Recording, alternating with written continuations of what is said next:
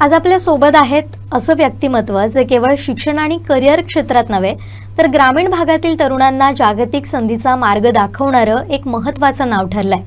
सिंधुदुर्गातील कुडाळसारख्या छोट्या शहरातून त्यांनी सुरू केलेल्या एज्युबोर्ड या कंपनीच्या माध्यमातून शेकडो विद्यार्थ्यांना आणि उमेदवारांना देश विदेशातील नामांकित शिक्षण संस्था नोकरीच्या संधी उपलब्ध करून दिल्या जातात।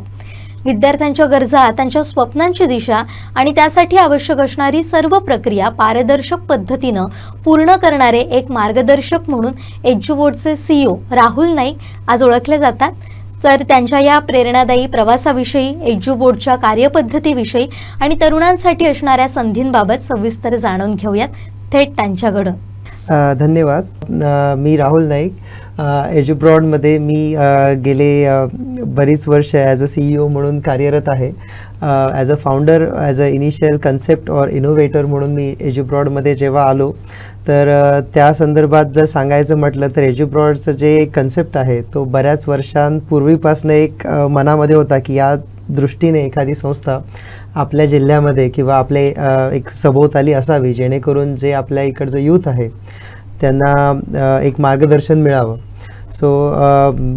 मी पण इथनंच माझं कुडाळ किंवा सावंतवाडीत मी बॉर्न आहे। कुडाळ येथे माझं सगळं शिक्षण झालं आहे। शालेय शिक्षण कुडाळमध्ये झाल्यानंतर माझं इंजिनिअरिंग BE ऑटोमोटिव्ह हे मी भारतातच शिकलो आणि त्यानंतर मी परदेशात गेलो होतो मास्टर्ससाठी। ओव्हर द पिरियड मी एवढं शिकत असताना माझा प्रयत्न असा होता की शालेय शिक्षणातनं असं होतं की मला पुढे जाऊन काहीतरी करायचं आहे। एक इंजिनिअरिंगला जायच्या वेळी एक मनामध्ये इच्छा होती की ऑटोमोटिव्हमध्ये माझी जी आवड आहे त्या संदर्भात मला काहीतरी शिकायचं आहे आणि त्या दृष्टीने मी ऑटोमोटिव्ह क्षेत्राची निवड केली होती। BE ऑटोमोटिव्हमध्ये गेलो होतो।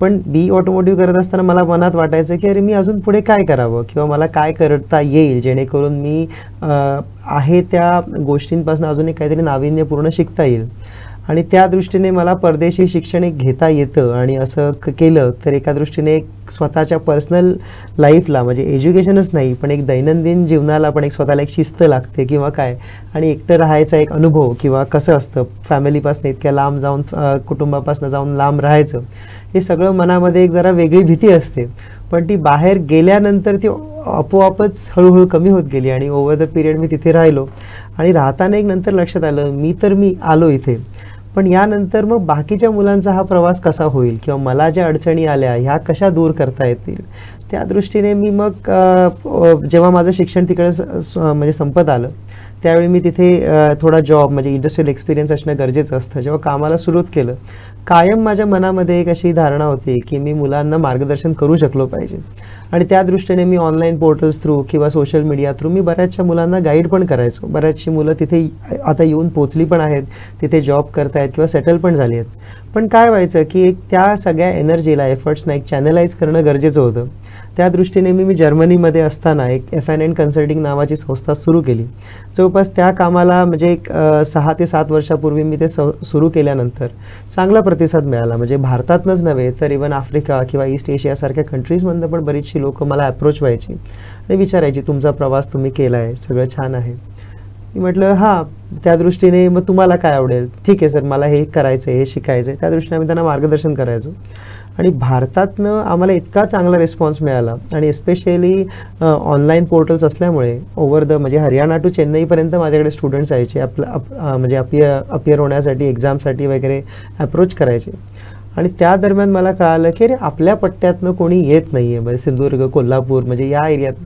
पण त्या दृष्टीने म्हटलं नाही, एज्युब्रॉड म्हणजे अशी एखादी संस्था असावी जी या एरियामध्ये कार्यरत आपल्याला करता येईल।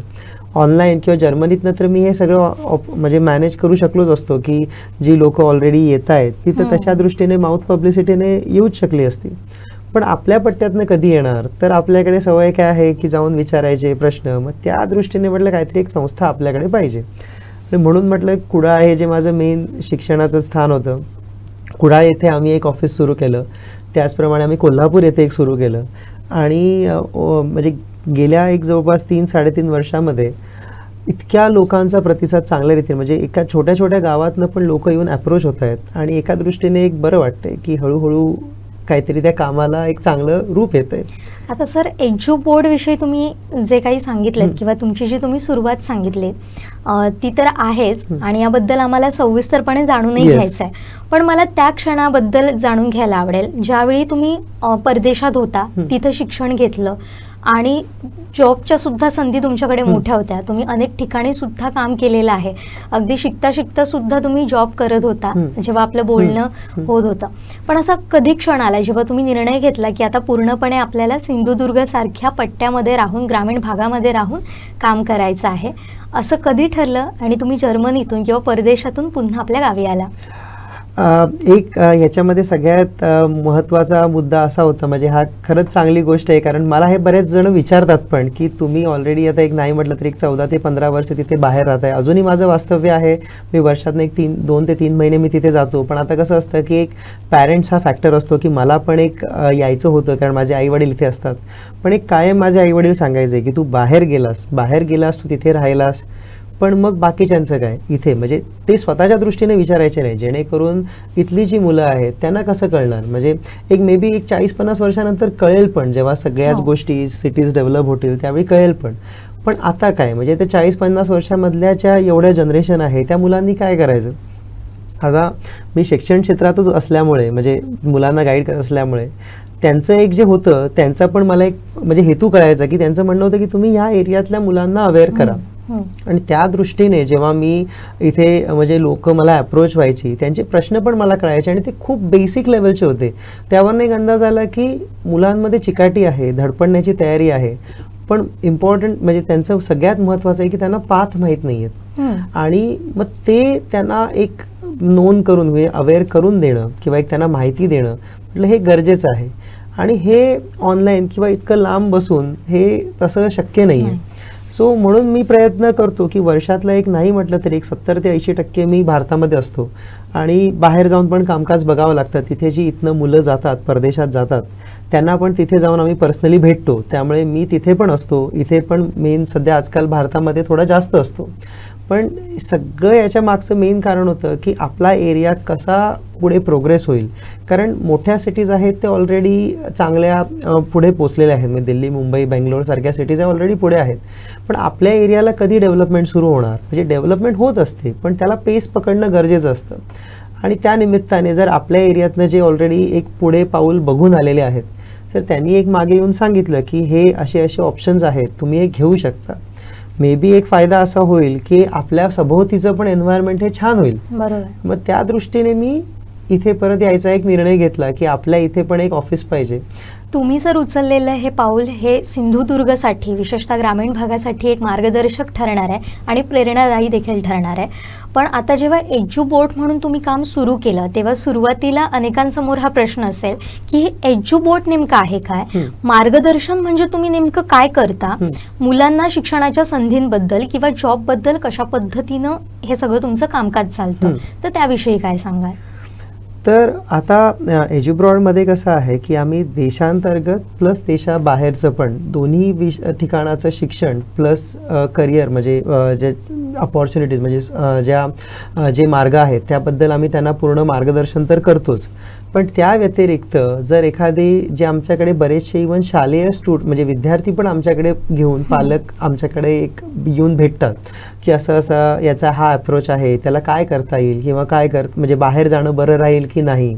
सो आम्ही दोन्ही वेमध्ये त्यांना म्हणजे दोन्ही मार्गात थ्रू आम्ही त्यांना गाईड करतो की तुम्हाला खरंच म्हणजे तुम्हाला कितपत त्याचा फायदा होईल, कितपत तुम्हाला म्हणजे तुमचं ध्येय काय आहे, त्याप्रमाणे आम्ही सगळ्या गोष्टी त्यांना मार्गदर्शन करतो. आता एज्युब्रॉडमध्ये शिक्षणासोबत करिअर संधी ज्या आहेत, सो करिअर संधीसाठी लागणारं कोणतं एज्युकेशन आहे हे पण आम्ही त्यांना मार्गदर्शन करतो. एखाद्याला पुढे जाऊन मला म्हणजे काय म्हणतात एक टेक्निशियन, एक चांगलं टेक्निशियन बनायचं आहे, पण टेक्निशियन बनताना तुम्हाला इथं काय करणं गरजेचं आहे, इथला काय एक्सपिरियन्स गरजेचा आहे, मग तुम्ही तिथे जाऊन पण काय करू शकता किंवा भारतात पण तुम्ही कसं प्रोग्रेस करू शकता. सो एज्युब्रॉडमध्ये फक्त परदेश हा एकच फोकस नसून भारतांतर्गत पण तुम्हाला म्हणजे काय करता येईल किंवा बाहेर शिक्षण असं आहे, त्या अनुषंगाने तुम्ही जर इथे काय करू शकलात तर तुम्ही इथे पण चांगल्या रीतीने प्रोग्रेस करू शकता. सो प्रयत्न असा आहे की बाहेरचं जे शिक्षण पद्धती किंवा बाहेरचा जो मुलांचा एक वे ऑफ थिंकिंग आहे, म्हणजे एक विचार करण्याची पद्धत आहे, ती पण एक इथे कळावी, जेणेकरून त्याचा पण फायदा इथल्या विद्यार्थ्यांना म्हणा किंवा यंगस्टर्स, युवा जनरेशनला घेता येईल. आता सर आपल्याकडे विशेषतः भारतात शिक्षणाच्या कुठल्या संधी आहेत? म्हणजे शक्यतो आता 12वी झाली की आपण विचार करायला सुरू करतोय की मला करिअर म्हणून नेमकं काय निवडायचं आहे. पण जर हे अगोदरपासून लोकांमध्ये गेलं, जनजागृती झाली, तर त्याचा कितपत फायदा होईल याविषयी काय सांगाल? आता कसं आहे की 12वी नंतरचे जे म्हणजे आपल्याकडे कसं असतं, लहानपणापासून 2 मार्ग फिक्स असतात, इंजिनिअरिंगला जा किंवा मेडिकल, हे एक वन ऑफ द फेमस आहेतच. पण काय असतं की जर एखाद्यांना एखादं प्रोफेशन आवडत असेल, म्हणजे माझं म्हणजे एक मी बघितलं, म्हणजे इतकं देशांमध्ये फिरलो आहे, म्हणजे मोर दॅन माझं एक अराउंड 25 to 28 कंट्रीज म्हणजे अपार्ट, म्हणजे शेंगेन तर आहेत, प्लस आजूबाजूच्या US म्हणा सगळ्या कंट्रीजना जेव्हा आम्ही पाहत असतो, तिथल्या लोकांशी, डेलिगेटशी जेव्हा डिस्कस करतो, एक पाहिलं आहे की प्रत्येकजण जेव्हा काम करतो ते त्याच्या आवडीच्या ब्रांचमध्ये, म्हणजे त्याच्या आवडीच्या डिपार्टमेंटमध्ये काम करत असतो. त्याचा फायदा असा होतो की तुमची एनर्जी पण राहते, तुम्ही एक आनंदाने काम करता आणि त्याच्यामध्ये तुम्ही सक्सेस पण चांगल्या रीतीने मिळवता. सो तेच म्हणजे मला पण एक म्हणजे जेणेकरून माझा पर्पज काय असतो, जेव्हा आम्ही मुलांची डिस्कस करतो, म्हणजे 12वी नंतर किंवा 11वीतली मुलं आमच्याशी येऊन अप्रोच होतात किंवा 12वी जराशी जस्ट आता पास झालेली असतात ती अप्रोच होतात, त्यावेळी आम्ही त्यांना सांगतो तुम्हाला नक्की काय आवडते. तुम्ही 12th सायन्स घेतलं तर तुम्ही त्यामागे तुमचं घेण्यामागे कारण काय होतं? नाही मला मेडिकलला जायचं होतं, नाही मला झूलॉजीमध्ये आवड आहे, मग तुम्ही त्याच शिका. म्हणजे असं गरज नाही आहे की तुम्ही वेटरनरी डॉक्टरला जाऊन आणि मग तुम्ही झूमध्ये जाणार, अशी गरज नाही आहे. बऱ्याचशा संधी आहेत की ज्यामधनं तुम्ही झूमध्ये पण तुम्ही ॲज म्हणजे काय म्हणतात न्यूट्रिशनिस्ट म्हणा किंवा इवन ॲज अ मॅनेजमेंट किंवा त्यामध्ये काम करू शकता. किंवा सिम्पल जर म्हटलं एखाद्याला जर जिओलॉजीमध्ये जायचं असेल किंवा एखाद्याला ॲज अ असिस्टंट म्हणजे नर्सिंगमध्ये जायचं असेल, सो त्या दृष्टीने त्यांना काय शिक्षण घेता येईल ते पण आम्ही त्यांना तसं पहिल्यापासून सांगतो की या अपॉर्च्युनिटीज आहेत भारतात पण आणि भारताबाहेर पण. त्यानंतर ती व्यक्ती नक्कीच ठरवू शकते की आपल्याला काय आवडीचं ठरेल. एखाद्याच्या मनाची तयारी आहे की मला बाहेर जाणं चालतं, तर मग नक्कीच एखादी संधी घेण्यासाठी काहीच हरकत नाही आहे. आणि आम्ही त्यासाठी प्रयत्न पण हा करतो की त्यांचं शिक्षण हे कमीत कमी खर्चामध्ये कसं होऊ शकेल, म्हणजे जेणेकरून त्यांना कशा स्कॉलरशिप सीट्स मिळतील किंवा त्यांचा एज्युकेशन खर्च हा कसा राहील, कमीत कमी राहील, हे पण आम्ही पाहतो. म्हणजे त्या दृष्टीने पण त्यांना पूर्ण मार्गदर्शन राहतं. पण आता सर आपल्याला भारतामधून परदेशात जर शिक्षणासाठी जायचं असेल तर ती प्रोसेस नेमकी काय असते आणि एज्युबोट कसं त्यांना एज्युकेट करतं या सगळ्यासाठी? आता कुठेही शिक्षणासाठी बाहेर जायचं म्हटलं तर सगळ्यात मेन जे येतं त्यामध्ये काय आहे की तुमचं बेसिक नॉलेज किंवा बेसिक एज्युकेशन काय आहे ते कधीच अवॉइड करता येत नाही. म्हणजे आपण म्हणतो की आपण 10वी आणि 12वीत मार्क नसले तर अरे पुढे काय करणार. एका दृष्टीने ते कुठे ना कुठेतरी फायद्याचं असं ठरतं, कारण 10वीचं एक्झाम असते म्हणजे तुम्ही गेली 10 वर्ष काय केलं, 12वीची जी असते ती 11वी 12वी प्लस मागचं 10 वर्ष पण ते कन्सिडर होतं. त्याप्रमाणे तुमचं मॅपिंग होतं आणि त्याप्रमाणे तुमचा स्कोअर असतो. मग तो कोणत्याही ब्रांचमध्ये असो, आर्ट्स कॉमर्स सायन्स किंवा 10वी नंतर डिप्लोमाचे असतील त्याप्रमाणे. एज्युब्रॉडमध्ये आम्ही काय करतो की त्यांना लागणारे म्हणजे समजा त्यांचं एखादं जर ध्येय आहे किंवा त्यांचा इंटरेस्ट आहे, एखादं मानून चला की एखाद्याचा इंटरेस्ट आहे की मला आपण आता फेमस ब्रांचेस इंजिनिअरिंगची घेऊ, इंजिनिअरिंगमध्ये पण आजकाल बऱ्याचशा ब्रांचेस पण आहेत. एखादे म्हणतील की मला म्हणजे टिपिकल कम्प्युटर किंवा मला याच्यात जायचं नाही आहे, पण मला एक अशी ब्रांच पाहिजे की ज्यामध्ये गरज आहे फ्युचरची. मग आता सध्या गरज कोणती आहे ब्रांचेसची? जर आता तुम्ही म्हणाल की आजकाल सगळ्यात मेजर टेन्शन, आता तुम्ही बाहेर बघता 2 व्हीलरच्या जागी पेट्रोलच्या जागी इलेक्ट्रिक कार, पण आता इलेक्ट्रिक कार्सना किंवा इलेक्ट्रिक 2 व्हीलर्सना लागणार काय आहे? इलेक्ट्रिसिटी आपल्याकडे कोलवरती जनरेट करायचं लिमिटेशन आहे. मग आजकाल काय आहे? विंड एनर्जी आहे, विंड एनर्जीला पण लिमिटेशन आहे. मग सोलर आहे, मग सोलरपेक्षा अजून आपण रिप्लेसमेंट काय बघू शकतो? म्हणजे तुम्हाला टायडल एनर्जी आहे किंवा काय, किंवा ग्रीन एनर्जीमध्ये म्हणजे हायड्रोजनवरनं आहे. म्हणजे सगळ्यात मेजर सेक्टर कुठला आला? Energy sector. म्हणजे इलेक्ट्रिकल इंजिनिअरिंगला न जाता तुम्ही एनर्जी इंजिनिअरिंगला जर गेलात तर त्याचा फायदा असा होईल की त्याची फ्युचरमध्ये गरज खूप आहे, कारण ते सगळीकडेच लागणार आहे. मग अशा ब्रांचेसची आम्ही त्यांना सजेस्ट करतो की तुम्ही ही ब्रांच का नाही बघत, आणि त्यांना आम्ही त्या दृष्टीने वाचायला आम्ही सगळं मटेरियल देतो. जर त्यांना ते आवडलं तर त्या दृष्टीने त्यांना आम्ही ऑप्शन्स उपलब्ध करून देतो. हे बघा, हे असे ऑप्शन्स या देशात आहेत, या देशात आहेत. भारतामध्ये त्यांना पाहिजे असलं तर भारतातले पण आम्ही त्यांना सांगतो की तुम्हाला भारतामध्ये असे ऑप्शन्स आहेत या कॉलेजला लागण्यासाठी. इथं जर तुम्हाला पोचायचं असेल तर बघा लास्ट इयरचे कट ऑफ हे एवढे होते, किंवा भारताबाहेर जाण्यासाठी तुम्हाला या गोष्टींची गरज आहे, हे तुम्हाला थोडं नॉलेज असणं गरजेचं आहे. सो या दृष्टीने मुलांची किंवा त्या म्हणजे जे ॲप्लिकंट्स आहेत त्यांचं त्या दृष्टीने आम्ही प्रिपरेशन करायला त्यांना मोटिवेट करतो, जेणेकरून ते तयार राहतील की पुढे त्यांना काय करायचं आहे. कारण एकदा 12वी झाली किंवा म्हणजे स्कूलिंग जरी झालं, किंवा मानून चला की एखाद्याचं 10वी झाली आणि नंतर त्याला डिप्लोमा 11वीत वाटलं की अरे मी डिप्लोमाला तेव्हा चान्स नसतो. त्यामुळे थोडं संपायच्या आधी जेव्हा त्यांना एक कळतं की अरे बाबा आपण याच्यानंतर हे करू शकतो, तर त्यावेळी ते विचार करून त्या दृष्टीने प्रिपरेशन ठेवू शकतात. म्हणून माझं म्हणणं काय आहे की 5 वर्षानंतर काय होणार आहे एवढा विचार करण्यापेक्षा थोडंसं एक पुढच्या 2 वर्षानंतर काय करायचं आहे हा तर नक्कीच कोणतरी विचार करू शकतो. आणि त्या दृष्टीने तसंच म्हणजे 10वी नंतर 12वीचं ब्रांच चूज करताना किंवा 9वीमध्ये असताना 10वी नंतर काय करायचं आहे याचा एक थोडासा आढावा नक्कीच घ्यावा, म्हणजे ते जरा बरं पडतं. आणि हे आम्ही मुलांना पण तसंच सांगतो. आता एज्युबोर्ड किती देशांमध्ये कार्यरत आहेत, म्हणजे आपल्या मुलांना, भारतातल्या मुलांना कुठकुठे ते कॉलेज उपलब्ध करून देतं किंवा सजेस्ट करू शकतं?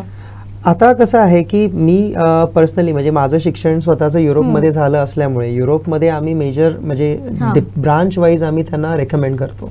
म्हणजे एखाद्या व्यक्तीला जर आर्किटेक्चर किंवा फॅशन डिझायनिंग किंवा या फील्डमध्ये जायचं असेल, किंवा एखाद्याला हिस्ट्रीची आवड असेल, किंवा त्या बेसवर त्या समजा फॅशन डिझायनिंग असेल तर आम्ही त्यांना म्हणजे त्या रिक्वायरमेंटप्रमाणे त्यांना आम्ही फ्रान्स म्हणा किंवा इटली म्हणा असं सजेस्ट करतो. किंवा एखाद्याला हॉस्पिटॅलिटी मॅनेजमेंट किंवा फिशरीजमध्ये वगैरे जायचं असेल, सो त्या हॉस्पिटॅलिटी मॅनेजमेंटसाठी माल्टा किंवा ग्रीस सारख्या कंट्रीज किंवा इव्हन आम्ही सायप्रस सारख्या कंट्रीजमध्ये पण त्यांना मार्गदर्शन करतो, शिक्षणाला तुम्ही जाऊ शकता. किंवा त्या व्यतिरिक्त बाकीच्या युरोपियन कंट्रीजमध्ये पण समजा एखाद्याला टेक्निकल फील्डमध्ये जायचं असेल तर टेक्निकलसाठी आम्ही Germany, Sweden, Belgium, Netherlands, France या कंट्रीजमध्ये पण आम्ही त्यांना म्हणजे ऑप्शन्स अवेलेबल करून देतो. शेवटी कसं असतं की आम्ही सगळे ठिकाणी म्हणजे आमचा एज्युब्रॉडमध्ये आम्ही मेजर एक फॉलो करतो, म्हणजे ॲप्लिकंट्स आहेत त्यांची आवड आणि त्यांचा प्रेफरन्स प्लस आमचं नॉलेज आणि आमचा एक्सपिरियन्स यावरनं त्यांना काय चांगली सांगड घालता येईल त्या दृष्टीने त्यांना काय आम्ही चांगलं सजेस्ट करू शकतो. कारण शेवटी कसं असतं की ते शिकणार असतात, म्हणून आम्ही त्यांना सांगतो तुम्हाला हे आवडलं आहे ना, आम्ही तुम्हाला खूप सजेस्ट करू, पण तुम्हाला हे आवडतंय का, तुम्हाला हे चालतंय का.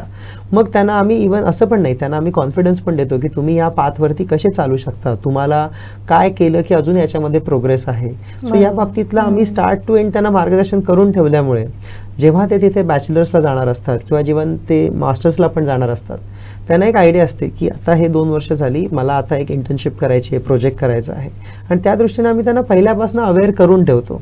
सो पर्पज हाच आहे की त्यांना एक पुढच्या गोष्टी ह्या आधी एक अलर्ट करून ठेवणं की असं असं आहे.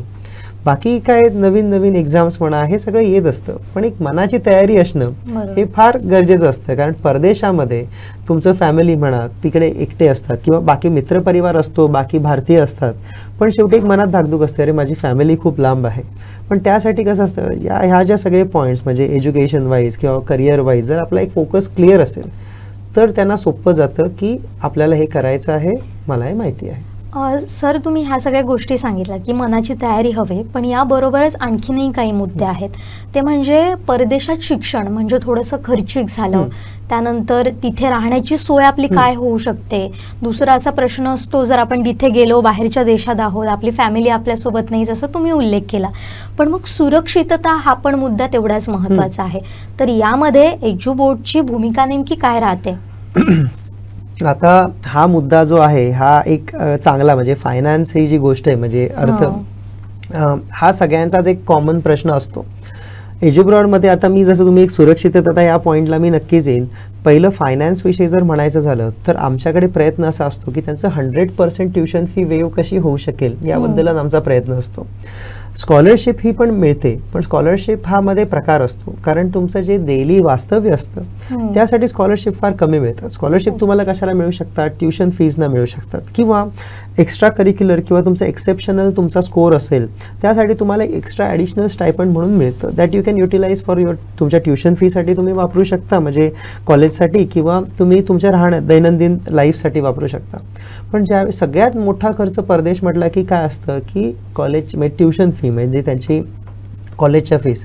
आणि ह्या आम्ही प्रयत्न करतो की त्यांना 100% वेव ऑफ होतील, जेणेकरून जी मुलं इथनं जातील त्यांच्यावरती फायनान्शियल बोजा किंवा त्यांच्या फॅमिलीवरती कमीत कमी राहील, जेणेकरून जेव्हा ते अर्निंग तिथे सुरू करतील, म्हणजे विचेवर करन्सी, ज्या करन्सीमध्ये ज्या चलनात ते तिकडे अर्न करतील, पण त्यांचं इथला जे काही बँक लोन वगैरे असेल ते मिळवून द्यायला पण आम्ही मदत करतो, जेणेकरून जेव्हा ते इथनं जातात त्यांना बँक लोन कसं करायचं ह्याबद्दल पूर्ण मार्गदर्शन करतो. आणि जेव्हा ती मुलं बाहेर जाणार, तिकडे जेव्हा ते अर्न करणार, जेव्हा त्यांचे ट्युशन फी वेव ऑफ असतात, त्यावेळी जो काही त्यांनी इनिशियल एक्सपेन्स केलेला असतो तो ते तसाही पटकन फेडू शकतात. मग ते वाया बँक लोन जरी त्यांनी इथलं असेल ते पण ते लवकर फेडू शकतात, किंवा इवन फॅमिलीकडनं एक थोड्या काळासाठी जरी घेतलेले असतील पैसे ते पण त्यांना परतफेड सोपी जाते. त्यामुळे प्रयत्न हा आहे की कमीत कमी बर्डन म्हणजे लोडच्या पेक्षा त्यांना कसं कमीत कमी खर्चामध्ये बाहेर जाता येईल. आता रिगार्डिंग जर आता आपण विचार केला सुरक्षितता ही कशी आहे, ही घराच्या बाहेर पायरीवरती सुरू होते हिशोबाने, म्हणजे परदेश राहिला लांब पण बाहेर पडल्या सुरू होते, म्हणजे आपल्या ट्रॅफिकपासनं परदेशात जाऊन पोहोचेपर्यंत सुरू होते. सो परदेशात जाताना आम्ही पहिलंच त्यांना म्हणजे इथल्या गोष्टी म्हणजे ॲज अ मेंटर आम्ही त्यांना म्हणजे सांगतो की परदेशात तुम्ही जाताय, प्रयत्न कायम काय असला पाहिजे की तिथले जे लोकल रूल्स आहेत ते तुम्ही नियम आहेत ते फॉलो करणं गरजेचं आहे. मग ते साधे ट्रॅफिकचे रूल्स असू देत, कचरा फेकण्यासाठीचे रूल असू देत, किंवा इवन तिथे तुम्ही एअरपोर्टचे म्हणा, इमिग्रेशनचे म्हणा, किंवा ॲज अ कल्चरल एथिकेट्स असो, हे सगळं त्याबद्दल आम्ही त्यांना पहिलंच अवेअर करतो.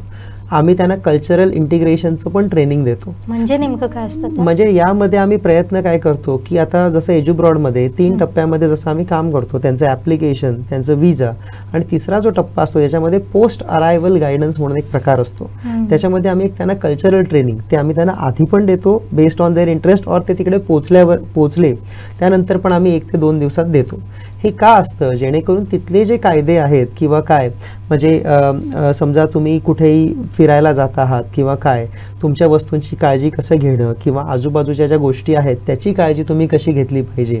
तुम्ही एअरपोर्टवरती आहात, तुमचे म्हणजे तुमचे जे बॅग्स असतात ते तुम्ही कसे काळजीपूर्वक म्हणजे कलेक्ट केले पाहिजेत, किंवा तुम्ही देताना कोणत्या गोष्टींची काळजी घेतली पाहिजे, तुम्ही नेताना बॅगेतनं कोणत्या गोष्टी नेऊ नये, किंवा तुम्हाला सेफ त्यांचं विदाऊट एनी हॅझल ते कसे तिथे जाऊ शकतील याबद्दलचं आम्ही त्यांना पूर्ण मार्गदर्शन करतो. तिथे गेल्यानंतर तिकडचे रूल्स काय आहेत, इवन आम्ही त्यांना हे पण सांगतो की तिथे वातावरण जरा वेगळं असतं. म्हणजे आपल्याकडे तुम्हाला म्हणतात की आता पावसाळा किंवा उन्हाळ्यामध्ये आपल्याकडे एखादं तळं बघितलं किंवा काय तर एखाद्याला राहवत नाही पोहायला गेल्याशिवाय, पण तिथे तसं नसतं. तळी जरी असली, तळं म्हणजे लेक्स असले छान असतात, त्यांनी छान सिटिंग अरेंजमेंट, आणि मुलांना पोहायला पण तिथे अलाउड असतं, पण तिथे एक सर्टन एरिया असतो जो त्यांनी तिकडे अलाव केलेला असतो. पण जर कोणीतरी म्हटलं की नाही मी एकदम एक्सपर्ट आहे, मी तिथे जाणार, तर त्याच्या जीवाला तो धोका असू शकतो. सो या गोष्टीवरशी आम्ही कानावरती त्यांना पहिल्यापासून घालून ठेवलेले असतात. आणि यामध्ये फायदा असा असतो की जेव्हा ते तिथे इंटरनॅशनल स्टुडंट म्हणून जातात, युनिव्हर्सिटीज पण प्रयत्न करतात स्वतःतर्फे मुलांना मार्गदर्शन करायचं. हे झालं स्टुडंट्सच्या बाबतीत. पण जे जॉबसाठी वगैरे जातात त्यांच्यासाठी आम्ही एक 1-to-1 हे डिस्कशन सेशनच ठेवतो. म्हणजे जे आधी जातात त्याच्या जाण्याआधी, म्हणजे before they leave the country, त्यांच्यासोबत आम्ही आयदर झूम थ्रू असेल, ऑनलाईन पोर्टल थ्रू असेल, किंवा पर्सनल मीटिंग थ्रू असेल, त्यांना आम्ही पूर्ण एक अंदाज देतो की तिथे लाईफस्टाईल कशी आहे, काय आहे. म्हणजे मे बी ते विथ फॅमिली असतील, विदाऊट फॅमिली असतील, पण जायच्या आधी त्यांनी काय गोष्टीची काळजी घेतली पाहिजे, गेल्यानंतर काय गोष्टीची काळजी घेतली पाहिजे. म्हणजे जर याच्यामध्ये म्हणाल तर एक मेजर फॅक्टर असतो हेल्थसाठी पण तिथे काय लागणार, हेल्थ इन्शुरन्स तुम्ही कसा घ्यायचा, काय घ्यायचं, याच्यासाठी सगळं आम्ही त्यांची कागदपत्रे इथनं एनरोल करून त्यांना देतो. म्हणजे जेणेकरून ते तिथे गेल्यानंतर नवीन कंट्रीत आहेत तर त्यांच्याकडे कामाचा लोड हा पहिला असतो, पण बाकीचा लोड हा कसा कमी राहील यावरती आमचा प्रयत्न असतो. पण सर आता हे शिक्षणच एवढं असतं की त्यात वर्षानुवर्ष भरपूर खर्च होत असतो, त्यामुळे अनेक टॅलेंट असून सुद्धा आपल्याला हवं त्या आवडीच्या क्षेत्रात जाऊ शकत नाहीत कारण घरची परिस्थिती नसते. मग अशा मुलांना जी सर्वसामान्य घरातली आहेत त्यांना परदेशात जॉबच्या संधी किती आहेत, किंवा तो खर्च ते तिथे मॅनेज करू शकतात का?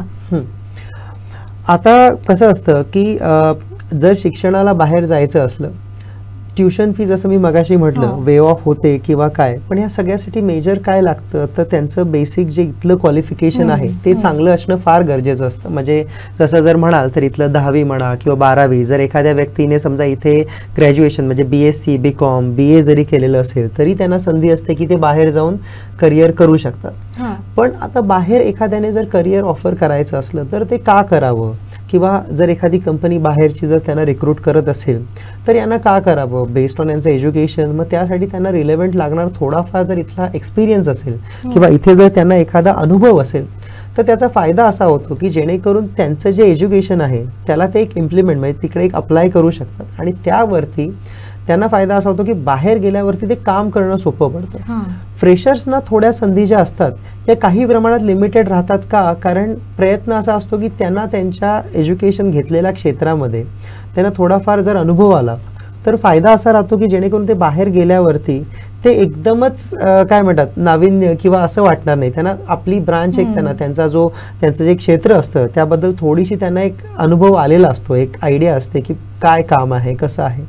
त्यामुळे जर त्यांचा जर तो खर्च आहे किंवा काय आहे, जेव्हा त्यांना इथनं जेव्हा ते व्यक्ती जातात, आता जसं आमच्याकडे रिसेंटली बरेचशा नर्सेससाठी आम्ही रिक्रूट करत आहोत इथनं, तर तिथे जेव्हा जातात त्यांना फर्स्ट मंथपासून त्यांना स्टायपंड पण मिळतो.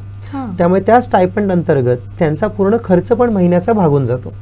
आणि इथनं जाण्यासाठी जो लागणारा खर्च असतो त्यामध्ये आम्ही त्यांना प्रयत्न करतो की तो कमीत कमी ते टप्प्याटप्प्याने कसे ते पैसे इन्व्हेस्ट करतील, किंवा इवन जर त्यांना जे चार्जेस असतात ज्या फीज असतात त्या भरताना त्यांना लागणारं एक फायनान्शियल लोन किंवा एज्युकेशनल लोन हे पण त्यांना आम्ही अवेलेबल करून देतो. आणि ते एकदमच क्षुल्लक असतं जेणेकरून ते विदिन 1 or 2 त्यांचे जे सॅलरी म्हणजे पगार जेव्हा त्यांचा येतो त्या 1 ते 2 पगारामध्येच त्यांचा तो पेआउट पण म्हणजे इथलं लोन पण फेटून जातं. सो त्यामुळे आम्ही जे चार्जेस इथे घेतो हे त्यांचे एकदम बेसिक क्षुल्लक सर्व्हिस चार्जेस असतात. पण जेव्हा ते तिथे राहतात ते काम करत असताना त्यांना डे 1 पासून म्हणजे फर्स्ट मंथ पासून त्यांना स्टायपंड असतो. त्यामुळे त्यांना खर्चाची चिंता राहत नाही. नक्कीच इनिशियली जेव्हा जातो आपण कुठेही जेव्हा बाहेर जातो थोडंफार पैशाचं का होईना बेसिक पाठबळ तर एक छोटं लागतं, पण त्यासाठी पण पर्याय काय आहेत ते पण आम्ही इथनं स्कॉलरशिप मिळवून देणं किंवा बँक लोन करून देणं किंवा कोणत्या फंड अंडर किंवा एखाद्या ट्रस्ट अंडर जर त्यांना स्कॉलरशिप मिळवून देता येत असेल या दृष्टीने पण आमचा प्रयत्न असतो. मग आता आपल्या सिंधुदुर्गातल्या किंवा भारतातल्या कुठल्या फील्डमध्ये तुम्ही काम करताय जॉबसाठी, मुलांना किंवा या तरुणांना जॉब देण्यासाठी प्रयत्न असतो तुमचा?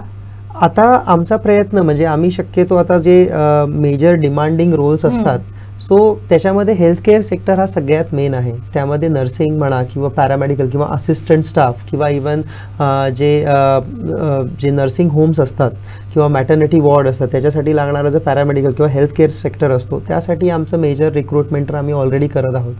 त्या व्यतिरिक्त आमच्याकडे जे लागतात त्याच्यासाठी असतात ड्रायव्हर्स किंवा ओव्हर त्या कंट्रीजमध्ये कमर्शियल ट्रक्स म्हणा किंवा बसेस म्हणा, ट्रॅम ड्रायव्हर्सची पण गरज असते पण आपल्याकडे ट्रॅम ट्रेनिंगची संधी उपलब्ध नसते, पण ट्रक आणि बसेस ड्रायव्हर्ससाठी पण आम्ही रिक्रुटमेंट करतो. त्या व्यतिरिक्त आमच्याकडे असतात टेक्निशियन्स ज्यांना एक्सपिरियन्स आहे, जे म्हणजे इलेक्ट्रिशियन्स म्हणा प्लंबर म्हणा जे सर्टिफाईड आहेत इथे आणि त्यांना थोड्या वर्षाचा अनुभव आहे, तर त्यांचं पण आम्ही इथे एक 6 महिन्यातून 6 ते 9 महिन्याचं आम्ही इथे इन हाऊस ट्रेनिंग घेतो, ऑनलाईन असेल किंवा कसंही, आणि त्या ट्रेनिंग नंतर आम्ही त्यांना परदेशात पाठवतो. खूप छान तुमचं सगळं हे काम सुरू आहे आणि नक्कीच त्यामुळे अनेकांना रोजगाराच्या आणि जॉबच्या संधीसुद्धा या निमित्तानं उपलब्ध होतात. पण सर आता मुद्दा असा येतो तो म्हणजे आपल्या सिस्टीमबद्दल, शिक्षणाच्या पद्धतीबद्दल. जेव्हा भारतात आपण शिक्षण घेतो किंवा आपल्या इथे जी शिक्षण पद्धती आहे आणि परदेशातली शिक्षण पद्धती आहे त्यात नेमका काय फरक जाणवतो? स्वतः तुम्ही हा अनुभव घेतलेला आहे म्हणून तुम्हाला हा प्रश्न. फरक जर म्हणायचा झाला तर कसं असतं, आता मला पण म्हणजे मी स्वतः शालेय जीवन माझं इथे झालं असल्यामुळे मी असं नाही सांगू शकणार की शालेय जीवनात एकदम तंतोतंत किती फरक पडतो. पण जे आता माझं मित्रपरिवार आहे जे तिथले लोकल आहेत, म्हणजे फक्त आता मी जर्मनीत राहत असल्यामुळे फक्त जर्मनीच असं नाही, पण माझे काही मित्र फ्रान्सचे आहेत, पोलंडचे आहेत, काही क्रोएशियाचे आहेत. सो या मुलांकडे जेव्हा मी बघतो यांचा एक जो अप्रोच असतो, म्हणजे आता तिथे काम करत असताना म्हणजे मी इंडस्ट्रीमध्ये पण काम केलं तर काम करत असताना जेव्हा मी आमचं एखाद्या टॉपिकवरती डिस्कशन व्हायचं किंवा यातनं आम्हाला एक मेजर म्हणजे कोण कोणाच्या नॉलेजला कधी जज नाही करायचं, पण एक फायदा काय व्हायचा की त्यांचं वे ऑफ थिंकिंग जे आहे, म्हणजे एक त्यांचं एखाद्या गोष्टीला बघायचा दृष्टिकोन आहे, तो मला इतका त्यांचा अचंबित, म्हणजे एकदम अरे हा विचार मी कधी केला नाही, म्हणजे बऱ्याचशा गोष्टी शिकायला मिळायच्या. मग त्यानंतर जेव्हा मी स्वतः त्याबद्दल वाचन सुरू केलं त्यावरनं मला कळालं की शालेय जीवनापासनं त्या मुलांचं तसं हळूहळू थिंकिंग ग्रो होत जातं. म्हणजे बऱ्याचशा गोष्टी असतात, म्हणजे आता आपल्याकडे बँक आहे, बँकबद्दल आपल्याला शाळेमध्ये 4वी-5वी मध्ये कळतं की बँक अशी अशी असते किंवा बँकमध्ये आपल्याला असे पैसे किंवा भरायचं असतं, काउंटरवरती जाऊन आपल्याला हे करायचं असतं. पण बँकचा एक्सपिरियन्स कुठली शाळा कधी देत नाही. म्हणजे एखादी सहल किंवा वनभोजन आपण बाहेर काढतो, चला एकदा तुम्हाला मी बँकेचं कार्य समजावून आणतो, किंवा उद्या हे हॉस्पिटल आहे तर या हॉस्पिटलमध्ये आपण एखादे म्हणतो की अरे मला मोठं बनून डॉक्टर बनायचं आहे. पण असं कधी होत नाही की एखादी हॉस्पिटलची टूर काढली आणि हॉस्पिटलमध्ये कोणत्या कोणत्या पोझिशन्स आहेत, हे असं ऑपरेशन थिएटर असतं, हे असे ॲपॅरेटस असतात, हे डिव्हाइस म्हणजे हे यंत्र असतात, ह्याचा तुम्हाला असा फायदा होऊ शकतो. सो त्यामुळे जो प्रॅक्टिकल अप्रोच आहे तो आपल्याकडे काही प्रमाणामध्ये थोडासा मिसिंग राहतो. काही मोठ्या शहरांमध्ये ह्या गोष्टीच्या अपॉर्च्युनिटीज अवेलेबल असतील, पण जे आपले मिड लेवल सिटीज आहेत किंवा आपण टाउन साईड म्हणजे आता आपल्या कोकण साईडला ह्या गोष्टी बऱ्याचशा लॅग होतात.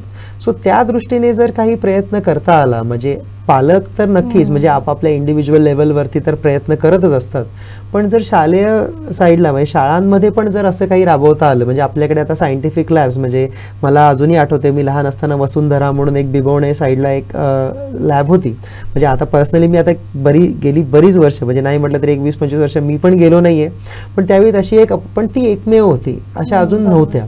सो तशा रियालिटी म्हणजे जे मुलांना प्रॅक्टिकल अप्रोच जो आहे तो जरा, म्हणजे एखाद्याला हवामान खात्यात काम करायला आवडेल, पण ते काय असतं ते जाऊन बघायला अपॉर्च्युनिटी मिळणं, जेणेकरून ते काम मला आवडतंय का, म्हणजे त्यामध्ये एक अजून रुची जनरेट होऊ शकते. आणि हा कुठेतरी फरक हा परदेशात आणि इथे होतो. म्हणजे ते स्कूलमध्ये म्हणजे शालेय जीवनात असू देत किंवा बॅचलर्स आणि मास्टर्स लेवलला असू देत, कारण तिथे प्रत्येक वेळी शाळेमध्ये म्हणा, ग्रॅज्युएशनला, अंडर ग्रॅज्युएशन, पोस्ट ग्रॅज्युएशन यामध्ये इंटर्नशिप्स म्हणजे प्रॅक्टिकल इंटिग्रेटेड असतं किंवा मॅन्डेटरी असतं किंवा ते रेकमेंड करतात की तुम्ही करा. मी पर्सनली पण ॲज अ इंटर्न म्हणून काम केले 2 ठिकाणी, आणि त्याचा फायदा असा होतो की रियालिटी कळते. म्हणजे हे मी शिकलोय ते का शिकलोय, मला जे करायचंय ते मला खरंच आवडतंय का, आणि जर ते मी करायचं म्हटलं ते मला खरं आवडेल का, हा पण प्रश्नाचा जरासं निरसन होतं. बरोबर. म्हणजे आवड आणि प्रॅक्टिकल नॉलेज ह्या महत्त्वाच्या गोष्टी आहेत, आणि त्या शालेय जीवनापासून मुलांमध्ये देणं गरजेचं आहे आणि त्याबद्दलची जागृती होणं गरजेचं आहे. जसं ते मुलांमध्ये आहे तसं पालकांमध्येही असणं गरजेचं आहे. आज जेव्हा तुम्ही एज्यू बोर्डमधून लोकांपर्यंत जाता किंवा विशेष करून पालकांपर्यंत जातात, तर त्यांची मानसिकता तुम्हाला काय जाणवते, विशेषतः सिंधुदुर्गात या सगळ्या बाबतीत? एका दृष्टीने म्हणजे सिंधुदुर्गातनं मला एक बरं वाटतं की सगळे जे लोक जे माझ्याशी येऊन भेटतात ते खूप खुश असतात की कोणतरी परदेशात होतं आणि जो आपल्या पाल्यांना मार्गदर्शन करतोय. सो त्यांचं पण खूप चांगल्या रीतीने मला म्हणजे एकदम प्रेमळ क्वेश्चन असतात, म्हणजे ते विचारतात की असं आहे, हे असं आहे. म्हणजे त्यांचं पण एक अप्रोच असतो की माझं पाल्य खूप हुशार आहे आणि त्याला असं असं करायचं आहे, काय करता येऊ शकतं. काय होतं की म्हणजे पालक साईडनं त्यांचं पण एक थोडं लिमिटेशन असतं, त्यांना त्यांच्या जबाबदाऱ्या असतात. सो ह्यामध्ये काय होऊ शकतं, फार तर म्हणजे शाळा हा जो फॅक्टर आहे यामध्ये अपडेट जर बऱ्याचशा गोष्टी आल्या तर त्याचा फायदा खूप होऊ शकतो.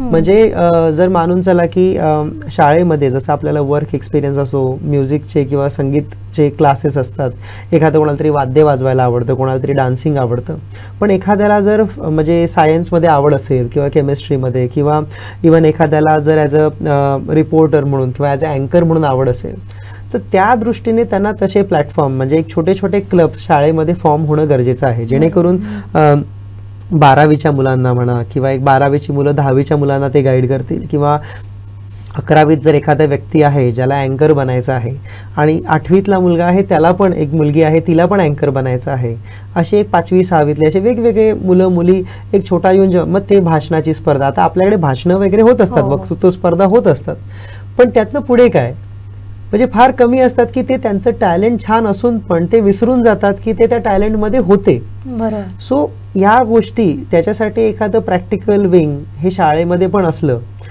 तर ते खूप सोपं जातं. कारण विद्यार्थ्यांचं काय असतं की एक मॅक्झिमम दिवसातले 6 ते 8 तास ते शाळेत असतात, ज्याच्यात ते मेन ॲक्टिव्ह असतात. संध्याकाळी घरी येतात, जेवतात, झोपतात. त्यामुळे पालकांना वेळ हा त्यांच्यासोबत फार कमी मिळतो. त्यामुळे हे शाळेत होणं आणि शाळेकडे इन्फ्रास्ट्रक्चर पण असतं. बरोबर. सो ते सोपं जातं म्हणजे तिकडे जर केलं तर. सर, याबरोबरच आणखीन एक प्रश्न होता, तो म्हणजे सध्या गाजत असलेला मराठी माध्यमांचा मुद्दा. अनेक पालकांचा असा होरा असतो की आपल्या मुलांना इंग्रजी शाळेतच घालायचं, इंग्रजी माध्यमातच घालायचंय, पण तुमचं स्वतःचं सुद्धा शिक्षण हे प्राथमिक शाळेत झालं, ते सुद्धा मराठी माध्यमात झालं. असं असताना जेव्हा तुम्ही विचार करता, आता या सगळ्या परिस्थितीकडे बघता, तेव्हा तुम्हाला काय वाटतं, म्हणजे खरंच गरजेचं आहे का की फक्त इंग्रजी माध्यमातच तुमची मुलं गेली तर ती पूर्णपणे तयारीतूनच तयार होतात किंवा त्यांचं इंग्रजी खूप सुंदर किंवा छान होऊ शकतं? याकडे आपण कसं पाहता? आता हा टॉपिक तर फार गहन आहे एकदम, कारण पूर्ण म्हणजे फक्त आपल्याच एरियात नाही किंवा पूर्ण देशामध्ये किंवा बऱ्यापैकी या गोष्टीचं डिस्कशन असतं की इंग्रजी भाषा किंवा काय. तर आता कसं आहे की जसं तुम्ही म्हटलात, म्हणजे पहिला शब्द इंग्रजी भाषा ही एक भाषा आहे. तर आता कसं आहे की एक आंतरराष्ट्रीय स्तरावरती म्हणजे भारताबाहेर जर तुम्ही विचार केलात तर नक्कीच इंग्रजी येत असलं तर त्याचा तुम्हाला फायदेशीर तर आहेच. पण आत्ताच्या लेवलला तुम्हाला ते हवं आहे का? म्हणजे तुम्ही शाळेमध्ये असताना तुम्ही लगेच परदेशाचा विचार करताय का? तर जर करत नसलात तर ते काही अशी सक्ती नाही आहे. म्हणजे येत असलं तर कायम चांगलंच आहे. समजा एखादी व्यक्ती म्हणजे मी पर्सनली म्हणजे माझे बरेचसे शब्द हे इंग्रजी येत असतील, कारण आता इतकी वर्ष बाहेर राहत असल्यामुळे काही जेव्हा जर्मनीतनं येतो इथे तर बरेचसे शब्द जर्मनमध्ये बाहेर येतात. म्हणजे बोलता बोलता काही शब्द सुचत नाहीत की अरे याला इंग्लिशमध्ये काय म्हणतात किंवा मराठीत काय म्हणतात, कारण तिकडच्या रुटीनमध्ये जर्मनमध्ये आम्ही बोलत असतो.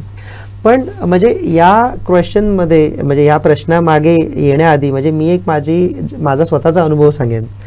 मी जेव्हा जर्मनीत पहिल्यांदा गेलो, मी स्वतः जर्मन भाषा जेव्हा शिकून गेलो, त्यावेळी मला तिकडच्या लोकांनी इतकं म्हणजे आनंदाने ग्रीट केलं किंवा इवन प्रोफेसर्स म्हणा, म्हणजे माझं शिक्षण हे जर्मन इंग्लिश दोन्ही भाषेमध्ये तिथे झालं. पण जेव्हा मला जर्मन येत आहे असं जेव्हा त्यांना कळालं, प्रोफेसर्सचा एक वे ऑफ अप्रोच म्हणजे आपल्याकडचा बघायचा अप्रोच किंवा लोकल जे तिकडचे पब्लिक असतं त्यांना एखादं क्वेश्चन विचारलं तर ते काय म्हणाले की तू एक वन ऑफ द पर्सन असशील जो गेल्या एक 20-25 दिवसामध्ये जो कोणतरी येऊन स्वतःहून जर्मनमध्ये काहीतरी विचारतोय. कारण त्या लोकांना कसं आहे की स्वतःच्या भाषेविषयी त्यांना एक खूपच प्राऊड फिलिंग आहे आणि म्हणूनच जेव्हा इथनं पण जेव्हा जॉब रिक्रुटमेंट आम्ही करतो त्यांना त्या देशाची आम्ही त्यांना भाषा शिकवून पाठवतो. तसंच माझं म्हणणं काय आहे की जसं त्या देशांना आपापल्या भाषेचं प्राऊड फिलिंग आहे, अभिमान आहे, तसंच मराठी ही जी भाषा आहे ही तर पहिलं म्हणजे बेसिक येणं हे फार गरजेचं आहे, कारण आपल्या म्हणजे एरियामध्ये परिसरात लागतं. तसंच कर्नाटकामध्ये गेलं कन्नडा येणं गरजेचं आहे, त्या भाषा येणं गरजेचंच आहे. आता शिकायचं इंग्लिश मीडियममधनं की नाही हे काय असतं, शेवटी इंडिव्हिज्युअल प्रेफरन्स असतं. कारण आपण सगळ्यांनाच म्हणू नाही शकत की तुम्ही शिकू नका किंवा शिका, प्रत्येकाचा चॉईस आहे. पण या इंग्लिश मीडियममधनं शिकत असले तर याचा अर्थ असा नाही की मराठी येता कामा नये किंवा मराठी मीडियममधनं शिकत असले तर इंग्लिश येता कामा नये असं कोणी सांगितलेलं नाही आहे. पण हा एक ठराविक कालावधी असतो. म्हणजे मराठी माध्यमातनं शिकायला जर कोणी घेतलं तर कदाचित असं होईल की 4थी पर्यंत एखाद्या मुलाला किंवा मुलीला मराठी तेवढंच इंग्लिश तेवढं चांगलं येत नसेल, पण ABCD तर आजकाल सगळे शिकतात बेसिक. आता नाही म्हटलं तरी आता आपण बोलत असताना पण बरेचसे शब्द माझे पण इंग्रजी माध्यमातून येत असतात आणि ते त्या मुलांचे पण येतात. म्हणजे नकळत का होईना ते थोडंफार इंग्लिश शिकलेलेच असतात, फक्त त्यांना कळणं गरजेचं आहे की हा शब्द इंग्लिशमधला होता किंवा आहे. सो इंग्रजी ही भाषा ही प्रत्येकाने नक्की शिकावी, पण ती किती प्रायोरिटी बेसिसवरती शिकावी हे प्रत्येकाचं आपापलं मत आहे. त्याच्यामध्ये कोणाचं ओपिनियन आपण 100% बदलू तर 100% बदलू तर नाही शकत. पण हा असं काही नाही आहे की जर इंग्रजी खूप उशिरा शिकली म्हणून ती येत नाही. आता आमच्याकडे जे जॉब रिक्रुटमेंटमध्ये किंवा स्टुडंट्स जे जातात मास्टर्ससाठी म्हणा बॅचलर्समध्ये, ते at the age of 17 or 18 और at the age of even माझ्याकडे काही कॅन्डिडेट्स आहेत, ते आर अबोव 30 और even in the range of 35, ते आता जर्मन शिकतात. बरोबर. मग आता थोडीच भाषा शिकायचं कोणी एज लिमिट ठेवलंय. नाही. सो त्यामुळे इंग्रजी शिकायला पण काही एज लिमिट नाहीये. म्हणजे एखाद्याला जर काय होईना 10वी पर्यंत, म्हणजे एक 10वी होईपर्यंत किंवा 5वी पर्यंत जरी म्हणा, जर एखाद्या इंग्लिशमध्ये एखादा एक्सटेम्पर म्हणा किंवा एखादा एक वक्तृत्व स्पर्धेत इंग्लिशमध्ये स्पीच देता येत नाही, काही हरकत नाही, शिकतील. पण काय आहे की भाषा शिकण्याची आवड ठेवणं हे तेवढंच गरजेचं आहे. बरोबर. मग ते असलं ना की मग मराठी असो, हिंदी असो और इंग्लिश असो, कोणतीही भाषा शिकायला काही कठीण नसतं. हा महत्त्वाचा मुद्दा होता ज्यावर आपण भाष्य केलं, त्यासाठी आपले आभार. तर आता सर शेवटचा प्रश्न, तो म्हणजे काय आवाहन कराल आपल्या या सगळ्या सिंधुदुर्गवासियांना? कारण करिअर हा आपल्या आयुष्यभराचा निर्णय होऊन जातो आणि तो निर्णय घेणं फार गरजेचं असतं, तो वेळेत घेणं सुद्धा तेवढंच गरजेचं असतं. मग त्यासाठी तुम्ही पालकांना आणि मुलांना नेमकं काय आवाहन कराल? आता आवाहन म्हणजे माझ्या साईडने किंवा माझ्या बाजूने जर सांगायचं झालं तर माझा कायम प्रयत्न पालकांना पण किंवा मुलांना म्हणजे त्यांच्या पाल्यांना पण असा असतो की जेणेकरून जेव्हा तुम्ही म्हणजे एखादं जेव्हा तुमचे पाल्य किंवा तुमचे जे विद्यार्थी आहेत जे शिकत आहेत ते जेव्हा त्यांना एखाद्या गोष्टीची आवड असते, नक्की त्या आवड जी आहे ती नक्की जाणून घ्या, ती कशासाठी आहे किंवा त्यांचा म्हणण्याचा हेतू काय आहे. त्या आवडीसाठी लागणारे त्यांना इन्फ्रास्ट्रक्चर जे आहे जर समजा उपलब्ध होत असेल किंवा होत नसेल तर त्याच्यासाठी काय मार्ग आहेत. कदाचित असं पण असू शकतं की त्यांना जी आत्ता त्यांचं जे इंटरेस्ट आहे तो त्यांचा टेम्पररी आहे आणि मे बी त्यांना ते एक दूर म्हणजे काही काळानंतर त्यामध्ये इंटरेस्ट राहणार नाही. पण हे त्यांना तेव्हाच कळणार की ज्यावेळी त्याचे फायदे तोटे किंवा त्याच्यातनं काय त्यांना आउटकम येऊ शकतं किंवा त्यातनं त्यांचं ध्येय खरंच साध्य होतंय का. कारण फार क्वचित प्रसंगी तुम्हाला 10 ते 15 वर्षानंतर तुम्ही काय कराल हे तुम्हाला आत्ता इमॅजिन होतं. पण एक आवड असणं, मला मोठं होऊन डॉक्टर बनायचं आहे किंवा मोठं होऊन मला एखादं पायलट बनायचं आहे. पण त्यासाठी लागणारं म्हणजे पहिलं काय, समजा पायलट एक्झाम्पल घेतलं तर तुम्ही TV कमी बघा, तुम्हाला चष्मा लागता कामा नये, म्हणजे ह्या गोष्टी पहिल्यापासून त्यांच्या मनावर जर बिंबवल्या तर त्यांना कळेल की ह्या प्रोफेशनला लागणाऱ्या किती गोष्टी तुम्ही सॅक्रिफाईस. एखाद्याला स्पोर्ट्समध्ये जायचं आहे म्हणजे एखाद्याला क्रिकेटियर म्हणा किंवा लॉन टेनिस म्हणा किंवा इवन त्यांना TT खेळायचं असेल तर त्यासाठी लागणार तुम्हाला फिटनेस कसा जपायचा आहे याबद्दल त्यांना मार्गदर्शन करा. सो मार्क्स जे आहेत ते तेवढेच इम्पॉर्टंट आहेत, फिजिकल फिटनेस पण तेवढाच इम्पॉर्टंट आहे आणि त्या व्यतिरिक्त त्यांना लागणारं म्हणजे फ्युचरसाठी त्यांच्या भविष्यासाठी लागणाऱ्या काय गोष्टी आहेत याच्याविषयी त्यांना उलगडा होणं. म्हणजे एखाद्याला जर पायलट बनायचं असेल तर पायलट बनण्यासाठी काय लागतं, त्यासाठी त्यांना कुठे कोणत्या म्हणजे कोणत्या टाईपचं त्यांना काम असू शकतं याबद्दल त्यांना माहिती करून द्या, जेणेकरून त्यांचा जो इंटरेस्ट आहे जो त्यांची इच्छा आहे ती त्यांची एखादी एकदम भक्कम किंवा कॉन्क्रीट होईल आणि त्या दृष्टीने त्यांची पावलं पडतील आणि त्या आनंदात किंवा त्या इंटरेस्टने जेव्हा ते करतील मग त्यांना ते काम सोपं वाटेल. म्हणजे त्यांना तसं हर्डल वाटणार नाही की मला यामध्ये पडायचं आहे, म्हणजे मला अकाउंटन्सी किंवा चार्टर्ड अकाउंटंट फील्डला जायचं आहे किंवा फायनान्स सेक्टरला जायचं आहे. सो त्या दृष्टीने त्यांची पावलं पडतील, त्या दृष्टीने लागणारं मार्गदर्शन ते घेतील. त्या लोकांना किंवा त्या फील्डमध्ये जी लोक काम करत आहेत त्या लोकांना तुम्ही पर्सनली पण जाऊन जरी भेटलात, एक 5 मिनटं त्यांची घेतली तर नक्कीच एक फायदा होतो की मुलांना पण एक कळतं की नक्की काय आहे. आणि एज्युब्रॉडमध्ये पण आम्ही असे सेशन्स उपलब्ध करून देत असतो. वेगवेगळ्या ब्रांचच्या लोकांना आम्ही बोलवतो, त्यांचे एखादं सेमिनार घेतो, म्हणजे त्या विद्यार्थ्यांना कळतं की मला ही ब्रांच कितपत कशी आवडेल. आणि जे पालकांच्या बाजूने म्हणजे मी नक्कीच रेकमेंड करेन की प्रयत्न असा असू द्या की त्यांना जे प्रॅक्टिकल अप्रोच म्हणजे जे रिअल वर्ल्डमध्ये जे लागतं म्हणजे जस्ट म्हणजे पुस्तकी ज्ञान नव्हे, पण ते पुस्तकी ज्ञानाचा हेतू काय आहे किंवा खऱ्या जगामध्ये ते पुस्तकी ज्ञान कुठे उपयोगात येतं याचा प्रयत्न म्हणजे ही त्यांना जाणीव जर मुलांना करून देत राहिले तर त्याचा फायदा असा होईल की ती मुलं खरं बघतील हे नॉलेज मला कुठे अप्लाय करायचं आहे, म्हणजे मला कुठे त्या गोष्टी शिकलेल्या आहेत त्या मला कुठे अप्लाय करता येतील. त्या दृष्टीने त्यांना फायदा असा होईल की शिकायची इच्छा वाढेल किंवा शिकायची एक उमेद येईल की मला याचा एक हेतू कळणं की हे मी का करतो आहे.